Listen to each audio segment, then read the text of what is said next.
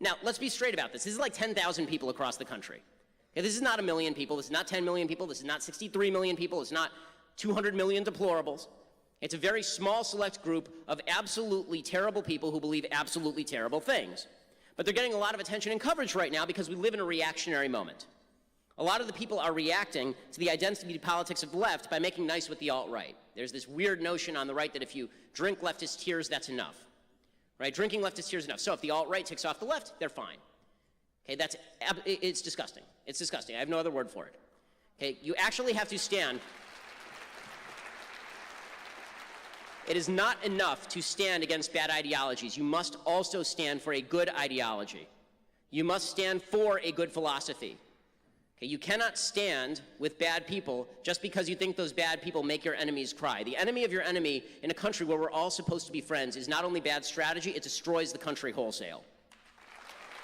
So, how do we solve all this, right? We're on campus and we're hearing the identity politics of the left, and then you watch the news and you see the identity politics of the alt-right. How do you solve all of this? Well, the way that you solve all of this, first of all, let's start with the campus thuggery. The way you solve all that is by letting the police do their jobs. Okay, administrators need to let the police do their jobs. None of this would have gone anywhere if back in February, when Milo, who I significantly dislike, when Milo came to speak, if they had allowed the police to do their jobs and arrest everyone who even hinted at violence.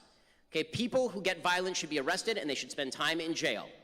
And the authorities have a responsibility to allow the police to do their jobs. And this is not the fault of the cops. This is the fault of cowardly political actors who pusillanimous cowards who hide behind their desks every time some people on the left whine a little bit.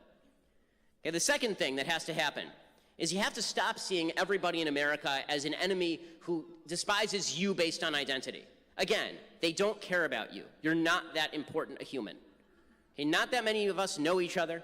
Not that many of us care about each other. We care about our families. We care about our friends. And we certainly don't want to stop each other. We mostly want to be treated civilly. And we can all do that if we stop looking into each other's eyes and seeing a potential enemy instead of seeing somebody who's just a person who probably doesn't care about you very much and doesn't want to stop you and doesn't mind what you do. This is not difficult stuff. And finally, stop seeing yourself as a victim, because in order to see everybody else as an enemy, which justifies your violence and hate against them, you have to see yourself as their victim.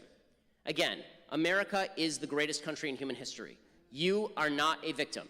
If you are a victim of something, you need to show me what you are a victim of, and I will stand beside you. But do not blame the freest, most civil society in the history of planet Earth for your failures, because that's on you.